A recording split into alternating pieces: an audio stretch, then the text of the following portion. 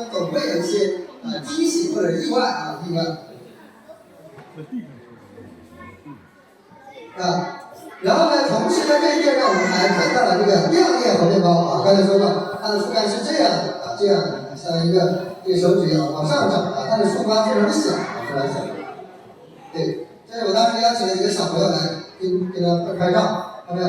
这个树很高这个树比起这个刚才那个老奶奶要高得多。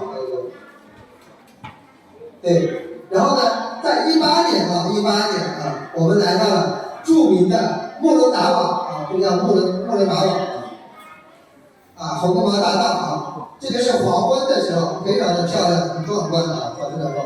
这一种呢，就是叫这个 grandfather，grandfather 大家知道吧？大的意思grandfather 老的意思grand 大红面包，就是它是最大最高大的。这个呢，大家看到还是这个大红面包但是它怎么样？要胖得多，是不是这是我们马达加斯加的一个小师弟他现在正在读中国的博士但他也就1.6米，跟我差不多但是他这个树只有大概不到3米这样的一个高度同样是大红面包，因为这里相对来说比较怎么样比较湿润。这里呢是海边的这种盐碱地里面非常的干，所以它只能长成这种胖胖的。所以同一个树以后有一个房子的变化，长成不同的形状。大家想想，如果我把它种到中国来，种到广东来，它会长什么样？细细高高。对，长成这样长成这样。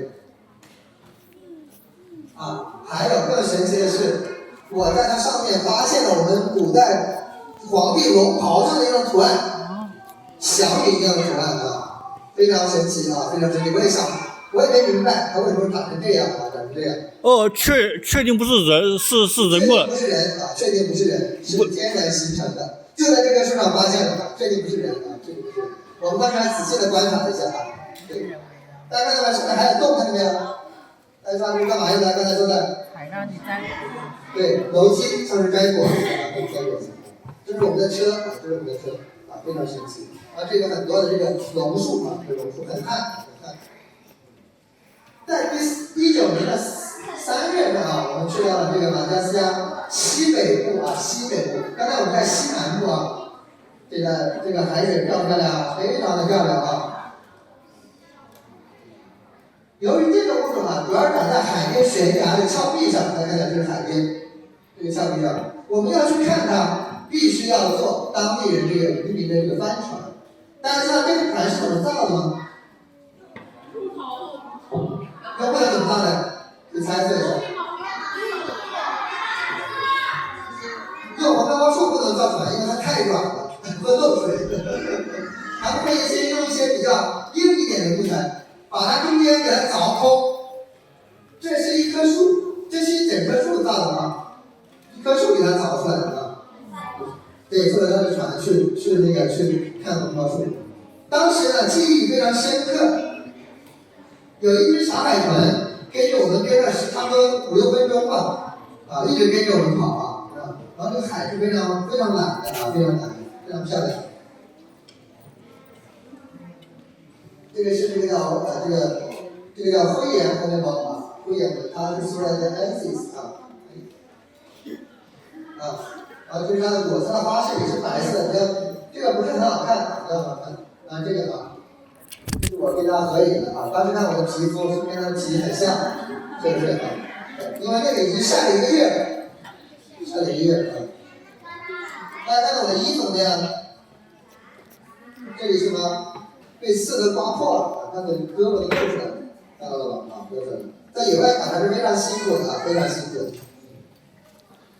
对，因为当地这个大家说过，旱生植物一般就是要么长胖，要么把叶子脱掉，要么长刺要么这根扎得很小根扎得很深看这个是我当时看这个衣服已经烂成这样它长在这种石头岩的这个岩石上面非常难爬，同时这个石头是非常疏松的，当时就发生了一点点意外我去拍那种植物的时候，一脚踩空了，那个石头很松叶子很松然后呢，直接这个石头非常尖，像刀一样的啊，直接把我这个小腿这里都割伤了，现在还有一个疤。当时非常担心啊，因为当地的非常的炎热，卫生条件很差。后来我回到这个民宿啊，这个民宿是在海边上，民宿的这个老板就给我折了一块，为什么？大家知道这什么树吗？对，这是树状芦荟啊，能长10米高，很大的。当时就用这个芦荟的叶子给我抹了伤口，还很细致，没有发炎啊，没有发炎。芦荟是有非常好的这个杀菌消炎的这个作用，这个作用。